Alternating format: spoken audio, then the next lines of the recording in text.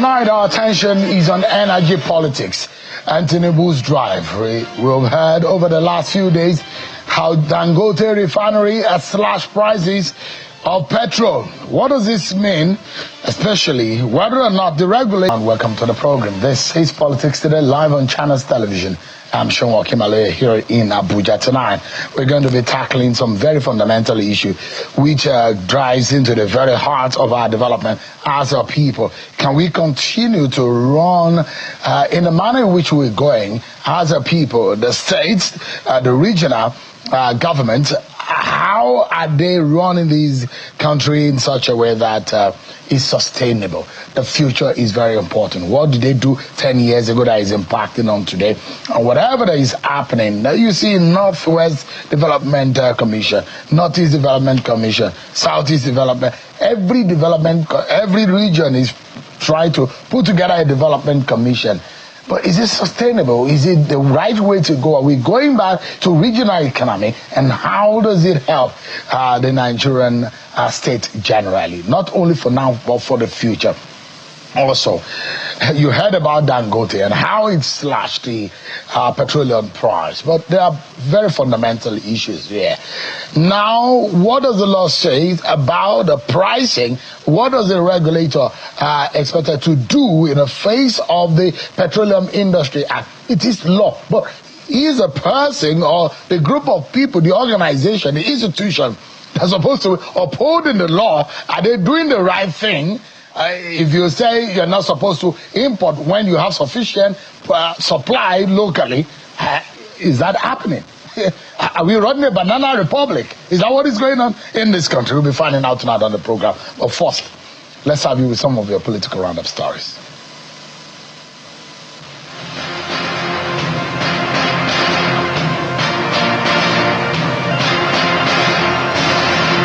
President Bola Tinubu has signed into law the Federal University of Environmental Technology Ogoni into law. The president performed this during the swearing-in ceremony of new permanent secretaries and commissioners in the Revenue Mobilization Fiscal Commission, Federal Character Commission, and National Population Commission at the Presidential Villa in Abuja. The Economic and Financial Crimes Commission, the EFCC, has arraigned the former Executive Secretary of the National Health Insurance Scheme, Professor Usman Yusuf, before Justice Chinyere Rechonu of the Federal Capital Territory High Court, Kuje. Professor Usman was arraigned on 5-count charge, bordering on embezzlement, conferring undue advantage, and fraud to the tune of 90 million naira. In her ruling, Justice Rechonu adjourned the matter to February the 12th, 2025 for hearing on the bail application and then ordered that the defendant be remanded in the Kuje Correctional Facility.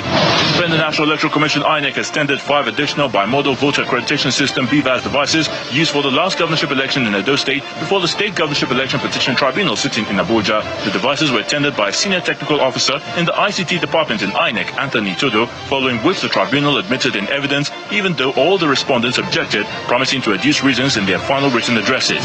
The Northwest Governors Forum has restated its commitment to collaborate with member states and tackle the menace of unemployment, out-of-school children, and insecurity in the region.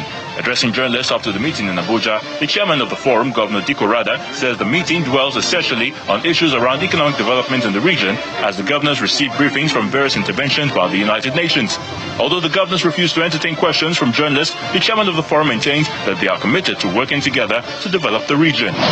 The New Nigeria People's Party, NNPP, has received defectors from other parties in Borno State ahead of the 2027 governorship elections in the state. Receiving the new members in Maiduguri, the Borno State capital, the 2023 governorship candidate of the party for the state, Mr. Umar Nasco, says the party is strategizing to win the state in the next election. In Rivers State, a chieftain of the All Progressives Congress, Mr. Tony Okocha, has called on the Rivers State governor, Siminalayi Fubara, to obey judgment of courts as he presides over the affairs of the state. Mr. Okocha said this in Port Harcourt during an interaction with journalists where he accused the governor of not having respect for the rule of law and obeying judgment only when they favor him. He called on the governor to present the 2025 budget to the Rivers State House of Assembly by Martin Amewole.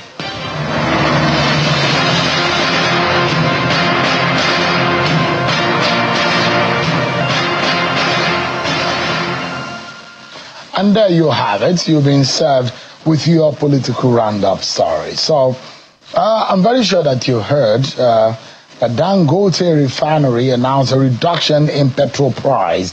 Well, the refinery said that this is a strategic adjustment to as a direct response to the positive outlook within the global energy and the gas market. So this is what Dangote said in the last 24 hours or so. It says that they will be selling petrol to retailers, slashing the price from about 950 naira per litre, slashing it to 890 naira per litre. Anthony Shejina, who is the group Dangote is the chief branding and communication officer, announced this in a statement on Saturday, where he says Dangote Refinery has reduced the ex-depot price of petroleum motor spirit, commonly known as petrol, from 950 naira to 890, effective from Saturday, 1st February 2025. But in all of these is also, as Dangote is giving this reduction, which of course will impact on the price of the product and how that affects transportation and the price of commodities. The government-owned refineries, which the government has announced that it has started operation. Now, how far is the operation? What's the quantum of product they're churning out? Are they effectively working up to par? Well, we do know that the Petroleum Industry Act of 2021 mandates that the Nigerian Midstream and Downstream Petroleum Regulatory Authority, the NDDC, withdraw import licenses when domestic supply suffices, as outlined in sections 317, subsection 79 and 709. However, the NPDRA continues to issue these licenses, citing the Dangote Refinery's current inability to meet national demand. This has led to legal challenges, with Dangote Refinery alleging that such actions contravene the PIA's stipulations. And furthermore, we saw in section 317, subsection 11, which enforces a sulfur content limit of 50 parts per million ppm for imported petrol to curb environmental pollution. Despite this, there is a notable absence of rigorous third-party evaluations by the NMPDRA to ensure compliance among Nigerian refineries, raising concerns about the quality of fuel in the domestic market. Compounding these issues is also the NPDRA's failure to settle bridging allowances owed to marketers. It's a situation inherited from the former Department of Petroleum Resources, the DPR. Well, the financial neglect disrupts the uniform pricing of petrol across Nigeria. It might sound so technical if you're an average person who has little interest. But if your interest is how much of the petrol you are able to buy from the filling station and the commodities that you consume. But do know that it all goes down to impact on the monies in your pocket, the food on your table, the economy generally. If you look at section 109 of the PIA, it advocates for Naira-based crude oil sales to bolster the local economy. But in all of this, how much of the law is being obeyed by the regulator who is supposed to uphold the law, supposed to be the face of the law, as enshrined in the law that was signed since 2021. Let's get a sense of all of these. We're monitoring, and of course, don't forget that these are some of the issues substantially that is supposed to be followed according to what the law says. I'm being joined tonight by Mr. Calvin Emmanuel, who is an economist and an energy expert. He's live for us here in our Abuja studio. Thank you so much indeed for joining us tonight. Thank you for having me. First and foremost, no one cares who owns what. Either Dangote, which is a private sector. Good news for Nigeria, because it tells you how resilient the Nigerian private sector could be for an individual to say, I want to invest in that sector. It's a sector where Nigeria had 4 refineries. None of it could produce a product for 5 years or more. And we kept maintaining them and running them. Now, we now see 2 refineries owned by the government. They say is working. But in all of this, what is your assessment since Dangote Refinery kicked off production and started selling locally? And when the government also came on stream to say 2 of our refineries are likely or will be given product out. What has been your assessment so far? So I thank you so much for having me. It's a privilege to be here. And happy belated New Year to you. Yes, it is. Second month of the year. Second month of the year. So I like data, because data is incontrovertible. You can't argue with data, especially when the other side cannot dispute data. Between October 1, 2024 and December 31, 2024, the players in the mid and downstream sector, along with NNPC, imported 3.8 billion liters of PMS into Nigeria. October last year. Between October, that's the Q4 of 2024. Between October 1 and December 31. That's 4 months ago. 4 months ago, they imported 3.8 billion liters of PMS.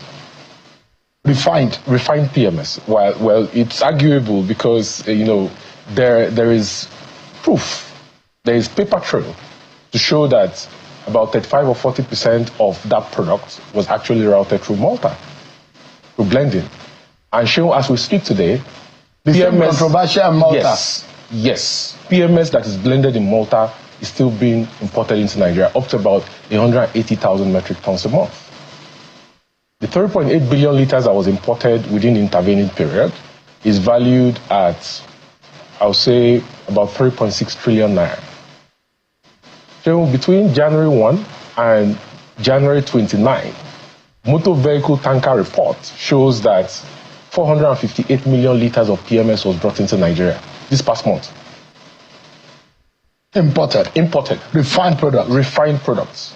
But NDDC had 212 million liters of those cargoes. So the question I keep asking, considering that Technimont was the contractor to Port Harcourt Refining Company, Technimont submitted a bid proposal in October 2019 to be the contractor, EPC contractor, to do turnaround maintenance for the Port Harcourt refinery. And the project award letter is valued at about $1.5 billion. So basically, they collect project award letter from FEC. They didn't have the cash.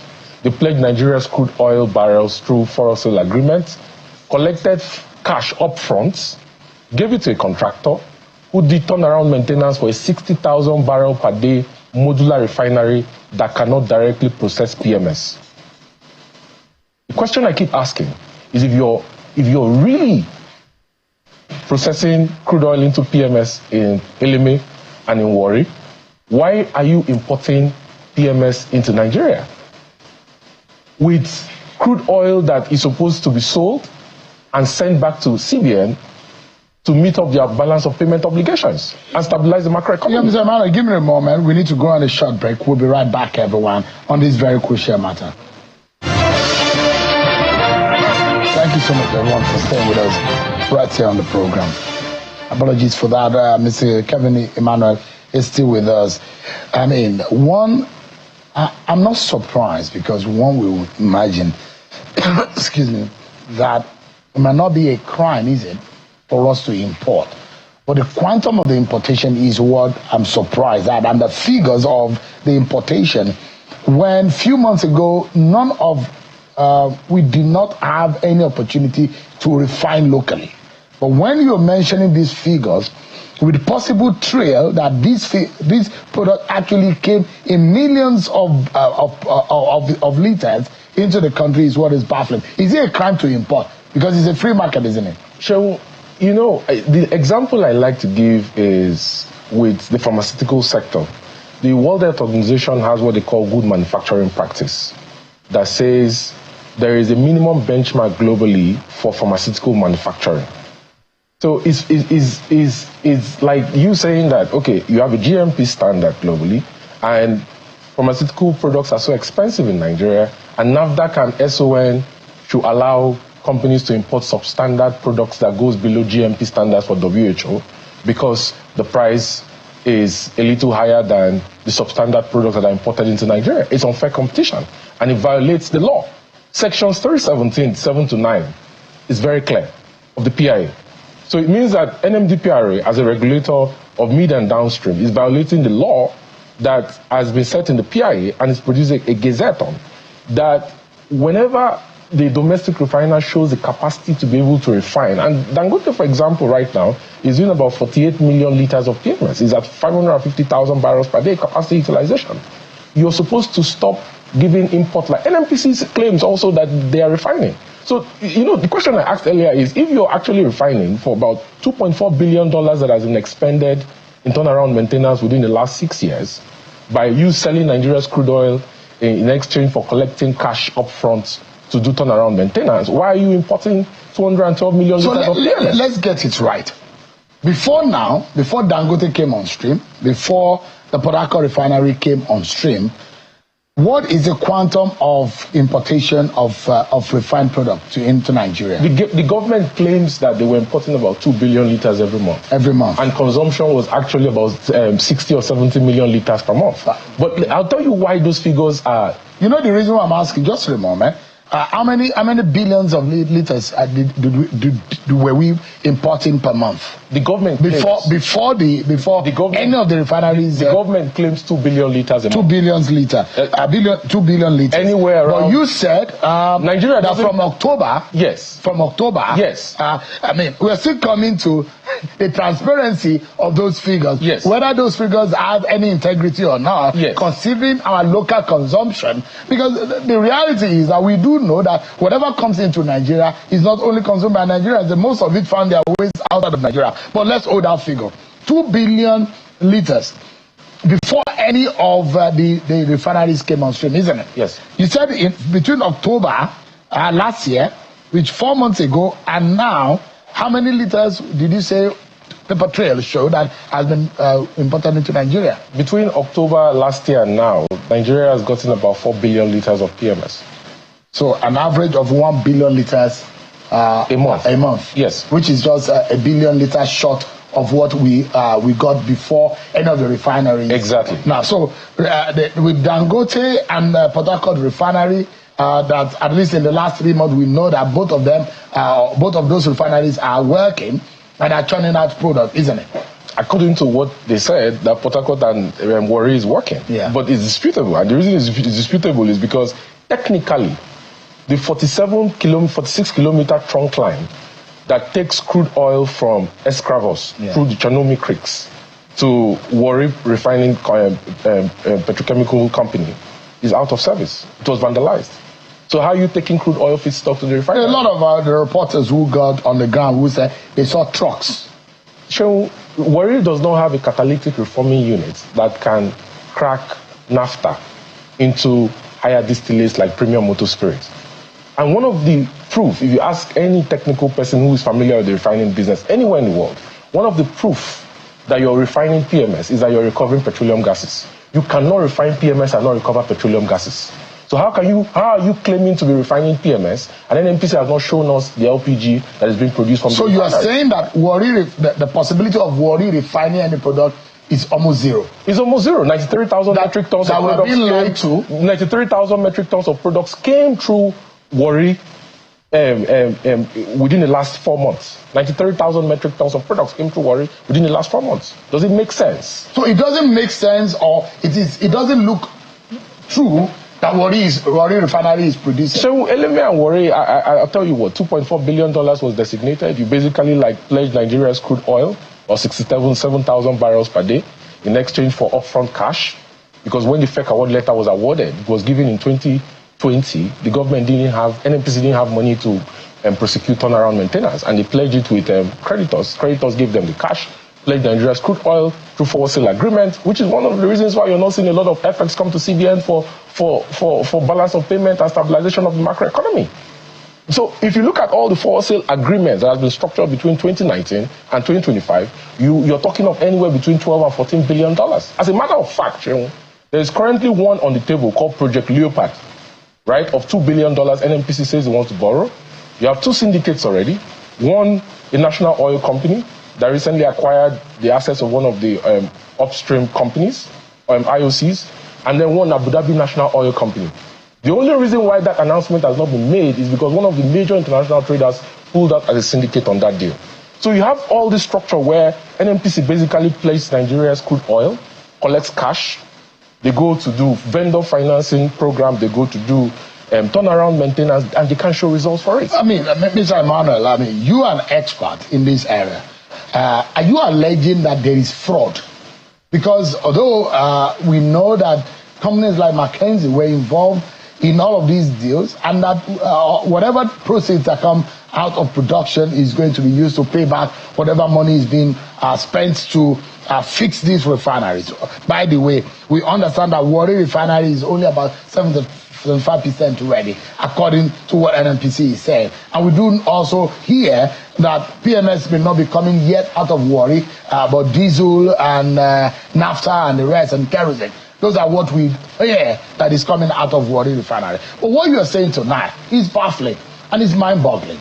That whatever we are being told is but a lie, isn't it? Is that what you're saying? So I'll say it categorically, okay? That NNPC cannot go to an IPO without an external forensic audit, not by any company that it has contracted ever in its history. An external forensic auditor that has an international reputation to protect. He needs to audit his assets, his liabilities, he needs to check all the litigations and legal entanglements that he has. He needs to look at his books. Look at all the modified carrier agreements. Look at the activities of Nigerian Investment Upstream Management Services that was former NAPIMS, that NETI is currently probing at National Assembly, you know, and all the four modified carrier agreements it has upstream with joint venture partners, all the modified carrier agreement it has midstream with international traders. Last year, September, NNPC was owing $6.8 billion to international traders, who basically was doing swap, crude oil swap for bringing PMS products into Nigeria. That has not been audited. So what I'm telling you today is that the 210,000 barrel capacity refinery in Port Harcourt, 60,000 for Eleme, and the 110,000 barrel capacity, 125,000 in Warri, are not producing PMS. How do you spend $2.4 billion to do turnaround maintenance for an amount that can build a 60,000 brand new refinery, commercial refinery, outside of what they currently have, and you still are not able to produce PMS? So is Warri and Port Harcourt, are they working from what you hear or no? They are producing what modular refineries produce, which is AGO and naphtha. Naphtha is the base compound you use to crack into higher distillates and blend. And blend. But blending is not a crime. Blending is not a crime, but it doesn't meet up with the octane rating of PMS and the sulfur level. And this brings me back to the question about the sulfur level that is stated in sections 317.11 of the PIA. That in 2020, ECOWAS came together and set up a framework for sulfur level. Sulfur level tells you about the ash content, of 50 parts per million. NMDP are advised that they are putting an allowable limit of 200 parts per million, but that it will expire on the 31st of December 2024. That has expired. They reverted back to 50. I am saying, Shehu, that the test results for the products they bring into Nigeria that tells you about the sulfur level of the petrol brought into Nigeria is questionable. And that if the regulator, NMDPRA, organizes a third-party Robin Roundtable for forensic audit, they will find that the product Nigeria has been consuming is not less than 1,000 or 800 ppm. So, are you talking about the product that has been blend in Warri or Port Harcourt is not safe for consumption? Last year, when Dangote... Is that what you're saying? Last year, when Dangote started, Farouk Ahmed is on record to be accusing the Dangote refinery of producing substandard products. But when Eleme started, he refused to do a test. He didn't make the same statement. As we speak, Shehu, they've not been to the refinery. Mr. President has not been to the refinery. Dangote is the biggest industrialist in Africa. He's built a refinery that is doing 48 million liters of PMS today. It has 177 tanks, and it has 4 billion liters of multi-product storage. This month, he's having to import 12 million barrels of crude oil from outside Nigeria, mostly from the US. Does it make sense that you have a country that is a major producer, a member of OPEC, and you're importing crude oil from Iraq, from America, from Angola, from Libya, from different parts of the world? Does it make sense? In violation of sections 109 of the PIA that talks about domestic production curtailment and domestic crude supply obligation. It's a law. Does it make sense? So I ask a direct question, and it's for the interest of the Nigerian people.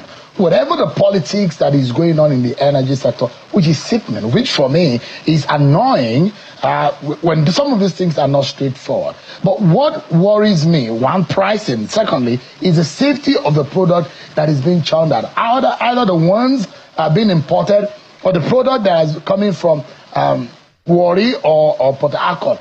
Are they safe for consumption? The only product in Nigeria that I can categorically say meets up with global testing standards. And this is because the Dangote is exporting aviation fuel to the UK. The UK has some of the highest American Society of Testing Materials standards for testing gasoline product, white transportation fuels. Yeah, it has some of the highest standards in the world. One of the proof that you're producing products that are globally recognized and safe according to the law internationally is that you're exporting to these developed markets.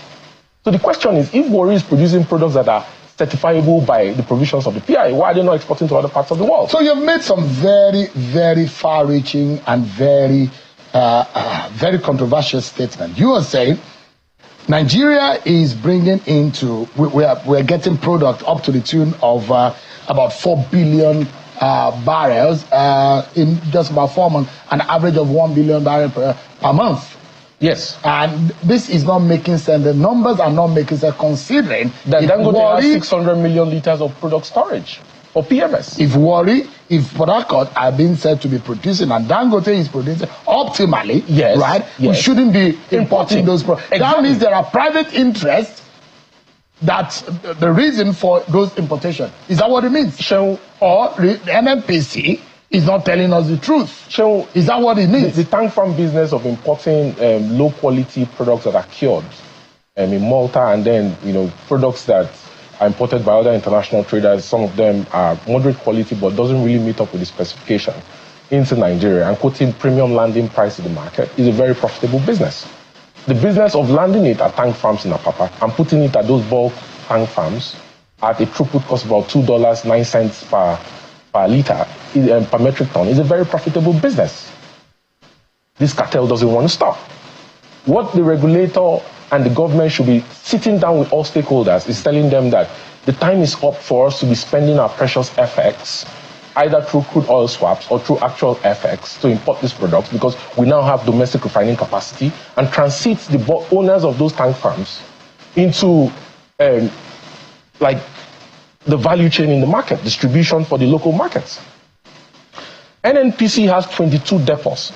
When the Petroleum Equalization Fund was created by Decree 9 in 1975, it says that they were going to create a system for equalization of petroleum prices around Nigeria. When it was amended by Act Decree 32 in 1989, it says that cost to be built into the consumer, and the monies gotten from the consumers will now be used as bridging allowances to the marketers for distances above 450 kilometers. Yeah, those depots are not currently in operation, and you have a system where companies take products through trucks from the gantries at the refinery, they take products through vessels to tank farms and they stop. And you don't have uniform pricing of petroleum products around Nigeria. Let me ask you, those products that are being produced, brought into the country, I imagine that they will be more expensive than the products that are being refined locally. The reason why they are not more expensive is because the quality of the products does not meet up with the convention that was set up by ECOWAS at their 2020 convention. Who are these marketers bringing these products into the country? Are they local marketers, foreign marketers? They are the usual suspect. If you look at the motor vehicle tanker report, you see the names of the marketers who bring in products into NNPC. And enabled by NNPC? NNPC also lands products. I just told you that this month of January, NNPC imported 212 million liters of PMS. It's in the motor vehicle tanker report. Those manifests don't lie. Something is happening in this country. I'm sick about some of these things. But thank you, Kelvin, for coming into the program tonight. And I'm hoping that the presidency is hearing this.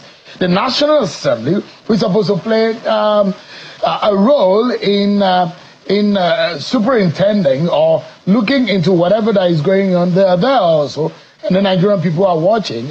This is going to have a dire effect on the Nigerian society. Some group of cabals cannot be holding and strangulating the Nigerian people and holding them by the jugular. This useless rubbish should stop. Thank you, Kelvin, for coming tonight. Thanks for having me on the program. We'll take a break, everyone. But when we come back, we're looking at how viable are the states, the federated states in the country, and of course, regional development. It does look like there seems to be some competition. But again, is that the right trend or the right way to go in pushing the nation forward?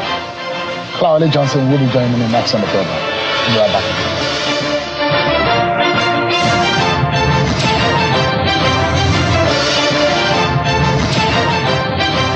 Thanks so much, everyone, for staying with us on the program. One thing that has become an in thing now is the trend of regional development commissions in Nigeria, which perhaps reflect a critical yet paradoxical approach to national development, one that attempts to address localized economic disparities while simultaneously exacerbating structural fragmentation. What does this mean?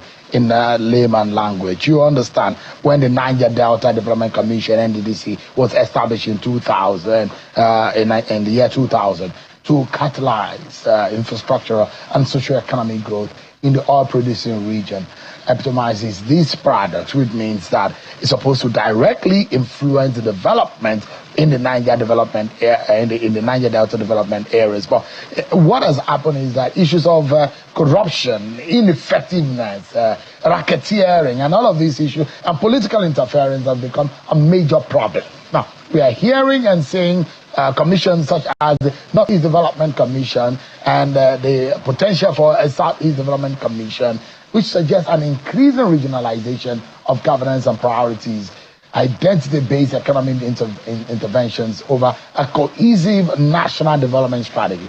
What exactly is our national economic focus or agenda as a people? I'm being joined tonight by Kolawole Johnson. He's a political and data analyst in this live for us here in our studio. Kolawole, thank you so much indeed for joining us tonight. Then good to be here. Thank you. So we have, out of the 6 regional groupings that we have in the country, so we have the Niger Delta, the Northeast Development Commission. We already have the Southeast is in the works, isn't it? We already is established. There is a board of the North Southeast, so there is a potential of a South-South Development Commission, the Southwest Development Commission. The Northwest, Southwest already. The Southwest is already there. What exactly is going on? I thought that this is a federation where we're supposed to have one single national cohesive development, economic development agenda, but it does look like we're going back to regionalism. Is that what it's looking like? Well, okay, maybe I should say this. Let's get some background to this. The first the first development plan, we had during the colonial masters. Then by 1962, Nigeria had the very first national development plan. That was from 62 to 68. As a student of political economy and development studies, I know that that also failed, of course, due to different factors. Then the 1917 to 74, 75 to 80, and the fourth one also. Now, perhaps the reason they failed could be because the planners were not looking at the spatial diversities, the complexities of the country. Knowing well that the people are forced to fall where they belong to before the Nigerian nation. That's one. Two, when you have a federal system, there are federating units where development should be driven. So if, for example, the government decides on a policy to drive development from the regions, it may not be a problem. Why? You have different forms of policies. You have the regulatory, the distributive, the redistributive. Then you have the facilitating. So this could be a government approach of creating a facilitating policy to drive development, in different places. Now, knowing well that when you have a plan, you create the institution. So I want to believe that the different development commissions being created could be the institution, created to drive the development plan in these regions. However, you mentioned the Niger Delta Development Commission, and I'll come to that. I don't think that is a regional development commission, and I'll explain. When the idea of NDDC came to the table, it wasn't to drive a regional development. It was to say no. Due to the economic activities that is profiting the entire nation in this region, there are degradations, there are, consequences of this. So because of that, you should be given something as an interventioning agency to drive development in this region to cover the gap. And NDDC came into being. And if you check NDDC, it's not just the states in the south. You have a state in the southwest, Ondo State. Then you have 2 states in the in the southeast, which is Abia and Imo. So take, for example, if the Southeast Development Commissions come into place and they start operation, Imo and Abia would enjoy the benefit of the Southeast Development Commission. They will also enjoy from NDDC. So that clearly shows that NDDC is not a South-South Development Commission.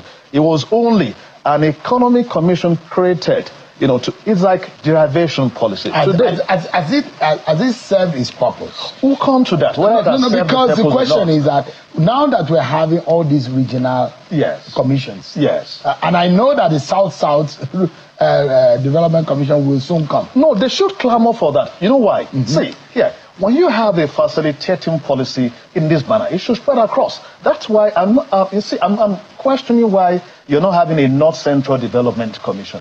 We had Northeast Development Commission. Have you forgotten that North Central is still a victim of the disruptive things that happen from the Northeast? So if you satisfy the Northeast, those who became a victim, we shouldn't leave them, aside. Remember that states like Benue, that used to be the food basket of the nation, became the IDP camp of the nation because people or destructive elements from Northeast went into the North Central. Benue, for example, part of Niger. In fact, Niger is still suffering that. Part of Nasarawa, part of Taraba. A number of them are suffering from this same fate. So if we created Northeast Development Commission and we didn't create for North Central, then now that we are thinking of driving development from the region, I think North Central should have been among the because you said, like you mentioned, Imo State, for example. Yes. Ondo State. Yes. These are states outside of the South-South. Yes. If there is a South-South Development Commission, if there is already a Southeast Development Commission, which Imo State will benefit from. It's benefiting from NDDC. Thank you. Ondo State from the Southwest will benefit from the Southwest Development Commission. So will also benefit from there NDDC. are those who are saying scrap NDDC already. Let me put this question to you. Let me put the question. Hold on. Let me put the question. There are issues of corruption allegations under the NDDC, political interference. And whether or not, for the last 25 years, has the NDDC really established its purpose? Has it really given to the people of Nigeria in that region I will answer that emphatically. But before that, let me create a scenario for you. While I'm not supporting corruption anywhere, Nigeria states across the federal government, the quantum of money that you've seen gone through them, how many of them have accounted for what they collected? Now, have you scrapped them because of that? That's one. Two, I'm coming. Secondly, if we are talking about scrapping NDDC, have we talked about what gave back to them? We talked about tax reform today. And we said for tax reform, if you are generating Kaduna, for example, your VAT, whatever you generate, the fact that you generate that VAT, we should give you back 50 or 60% or so from what you generated as your derivation portion. For the Niger Delta for the Niger Delta area, where you get the oil, from, what we give back as derivation is 13%, not even 20%. That used to be, the practice for the tax. So that clearly shows that we need to give back to the place. That was what gave back to NDDC. It has nothing to do with regional development. It was because the economic activity that is benefiting the entire nation coming from that area was also wreaking havoc on the environment, on the people. And that became a way to intervene and give back some things to them, to drive development there. Musa Yar'Adua came and added in the Ministry of Niger Delta. That has been scrapped. For those who are clamoring for us, for them to scrap NDDC, I think it's a lazy approach, which I think the people will revolt against. I have fought against corruption in the place, but I didn't fight that the place should be scrapped. Rather, we should scrap those who have turned the place to their own ATM. And Has the corruption ended in NDDC? It has not. Is it still going on right now? Of course you know that, Sheon. Really? Of course you know that. Now, what are the kind of, just a moment, because I know that you and I, you have dug into the corruption in the NDDC. You didn't tell me you would talk about NDDC today. No. But for some reasons, it is an important issue in the lives of the people within the Niger Delta area. Okay. The question is that, is corruption still ongoing in the NDDC? I will answer you yes. To what extent? Of course, the damaging extent. And I give an example, but I sure don't want to give fear to those who are clamoring, for NDDC scrapping and all that. But just on the surface, let me paint something, which I, said on this program, I think we did something on the budget. Now, I also think that there are external forces that also want to ensure that the commission is killed somehow. And we have talked about this. We discussed the last time. I will attempt not to go into details as much as I can today so that, I don't give life to some folks, who just want to wreck the... Because these are the external factors that also want to ensure that the place, does not function. When you approve a loan, we talked about the loan the very last time, of ₦1 trillion in one single budget year. When the entire amount on the same budget last year was about 900 and something billion naira. The one before 876 billion. For 2 years combined, they have had the same 1.9 trillion almost. So if you give them 1.9 trillion naira budget this year, you should look at the budget performance of last year and look at where those money went to. The appointees are at times helpless because you have political lords who, see, the president talked about creating political economy. And I dare say, I've said that before, around the NDDC, the government is creating political economy. Of course, you understand in Nigeria, we have largely the political bourgeoisie, not the industrialists, those people, whose only means of wealth acquisition is politics. Are they the same people asking for Sam Ogboku to be removed as the MD? Sam Ogboku is there are those who are carrying placards, there are those who are saying it should be removed. And in Bayelsa, there are those also saying it's our son. Retain him. For him, my anger with him, he is trying to be politically correct. Sammy is sound upstairs.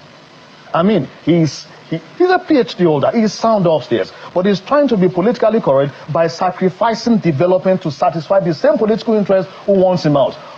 But I think that those who put him there should see, in between the lines and know the right things to do. However, those who are actually detecting the tune, I gave a simple stuff on this your program the last time, that look at the appointees around the man. Who brought who? I gave them on this program. See, today I mentioned it, that the director of the ED project belonged to a superman in government. The ED finance belonged to another superman in government. In fact, the chairman of the board belonged to another superman around the president. All of them are all around the president, from the Senate president to the minister of the, to to quite a number of these people. So they have these guys fixed there, and you understand how we are running a very shameful feudalistic system where people put their own subject in power, and they return to them, not to the people. They are not accountable to the people, but to these folks in power. And unfortunately, if that is a system we run that we have failed to reform, we can't expect things to change. So corruption is still there. Right. However, Sean, please hold on. However, I would rather advocate that the president should clean up the commission, not scrapping it. Because I also ask, if you are the president, as an accountant that you are, maybe it's a means of even wrecking the commission for, throwing them under a terrible loan burden. Of course, because you can't be an accountant presiding over the commission and you expect them to go under that burden of a terrible loan that in 10, 15, 20 years, we may still be paying back. You understand how we got to this stage we are in Nigeria. During Jonathan's government, Nigeria was earning good money. We had good money in our excess crude account and all that. We finished everything we had, in those accounts. Oil hit about a $20 per barrel. We spent every damn thing, then we borrowed. By 2015, when that government was leaving power, The then Minister of Finance, Okonjo-Iweala, said clearly that the government had to borrow to pay salary. We enter into bankruptcy since that time. So when this, when the next government came in, they were struggling to engineer things, but under the loan of debt. In 2008, Nigeria, the entire world, there was recession. But Nigeria did not feel it because you had enough money left in the coffer by OBJ. So Musa Yar'Adua was able to deploy this money. But when you deliberately, in times, see, this year alone, the FG will be giving the NDDC about 760 billion naira, according to the budget. Now, how then, and they will still get money from the oil companies because they have different, source of, funding. In fact, the larger percentage of their fund comes from royalties from the oil companies. So rather than driving in getting more from that place, they are putting the commission under loan. Take, for example, if you have a loan in place to pay, the FG will give the Northwest Development Commission about maybe 550 billion naira, and you give NDDC 760 billion. Out of that, maybe they are paying back loan yearly of about 350 billion naira. The place will collapse. There will not be development. So for me, I think the government should do better by reforming the commission and not necessarily scrapping it or creating some political economy. So what brought us to this point is the issue of regional development. But you say that every region should be given its own commission. Is that what you're saying? No, see, not expressly for me. I need to understand the philosophy of the development administration that the government is trying to drive. But if you've created Northwest Development Commission, Southeast Development Commission, Southwest, Commission, and there is already a Northeast, Development Commission, so you have 4/6. I want to understand that the philosophy behind that is to drive development from the different region. So if that is the case, you cannot leave out the North Central development, the North Central, and the South, because that is just, that is fair. All right. Let me take you to one matter. As part of President Bola Tinubu's speech in the new year, he talked about national identity. He talked about issue of charter of youth engagement. And there was supposed to be a youth confab. But let me begin quickly on the issue of national identity. The way the president put it in that speech, what do you think that focus should be to be able to achieve the cohesiveness that the president mentioned in that speech? I think the president is trying to create a nation of people that believe in the country. But unfortunately, that is not in words. It's not in campaigning words alone. It is led by action. The people who own their country, when their country actually look out for them. And who are those that we can call the country looking out for them? The leaders. And unfortunately, I asked a question I did something somewhere and I asked a question that, was there ever a nation? There could be a country, but was there ever a nation? If you remember, 1914, when they, matched the Southern and the Northern Protectorate, it was not without consent. First. Secondly, in 1960, before independence, when the Southern part was ready for independence, the Northern part was not ready. They had to, of course, invite, okay, let's go into it. That one, of course, said they were not ready until they agreed. Now, when they came together at independence, the First Republic, if you remember, each of the region was fighting for themselves. There was no fight for the soul of the country. So somehow, some way, except we want to avoid the conversation, I don't think that an average Nigerian will see himself, first of all, as a Nigerian, but first of all, as a part of his or our own ethnic group. We may not believe this, but this is what you see even in government. You see a man coming into power today, he wants to populate the entire government with his or our own people. It didn't start today. And go back to 1966, the very first coup, that we had on the 1st of January. Now, there was a leader of the government, I think, Agunyi Rossi. Now, the first military promotion that was done, 21 officers were promoted. 19 was from the part of the country where the leader came from. And by the 1st of July, when there was a counter coup, those also in power retaliated.